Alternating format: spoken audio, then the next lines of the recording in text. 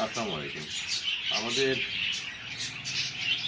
পাখিতে মুরগিতে সবথেকে বড় সমস্যা হচ্ছে ঠান্ডা। রানীক্ষেত জাম্বুরা তো আছেই। তো ঠান্ডা থেকে মুরগিকে সুস্থ সবল রাখার জন্য মুরগি যে লিটারের উপরে থাকে, আমরা লিটার বলি, আমরা যেহেতু টুস দিয়ে ব্যবহার করি, এটা সবসময় শুকনো এবং ঝরঝরা থাকতে হবে। নিয়মিত পানির পথ পরিষ্কার করতে হবে।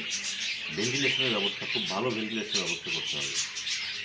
আর সময় মতো পর্দা টেনে দেওয়া, বৃষ্টির শীত যাতে লকের মধ্যে না প্রবেশ করে, মানে সময়ের খাবার সময়ে দেওয়া, এগুলো মেনটেন্স করলে পারে মুরগি যে কোনো রোগ থেকে সুস্থ থাকবে।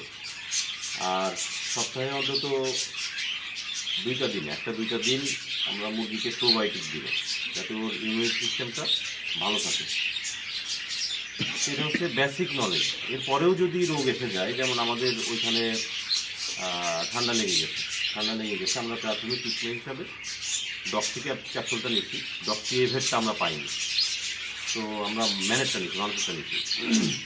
ডক্সি ক্যাপসুল আর এর সঙ্গে নিয়েছে হচ্ছে মাইক্রোনিডের মধ্যে আছে ইরাস্টোমাইসিন গ্রুপ সহ আরও দুইটা গ্রুপের কম্বিনেশন, পুরোটা মনে নেই। আর ডক্সাইক্লিন।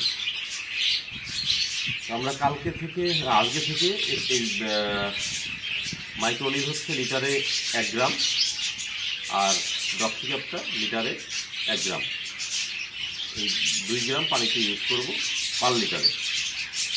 আর এইটা চলবে হচ্ছে আপনার 5 দিন পরে গিয়ে আমরা যেহেতু পিছাই গেছি অলরেডি, আমি চ্যালেঞ্জ নিয়েছিলাম যে আগামী 7 দিনের মধ্যে ডিম পারবে।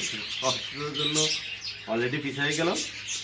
আজকে থেকে ডোজ করে 5 দিন, আগামী 5 দিন হচ্ছে এই মেডিসিন চলবে। এরা পরিপূর্ণ সুস্থ হবে, তারপরে লিভার টনিক যাবে, এরপরে মাল্টিভিটামিন যাবে, তারপরে ইনশাল্লাহ মুরগি ডিমে আসবে, খুব সুন্দরভাবে ডিম পাড়তে থাকবে। এইগুলোকে একটু আলাদা করে নজর রাখতে হবে। ভালো থাকবে।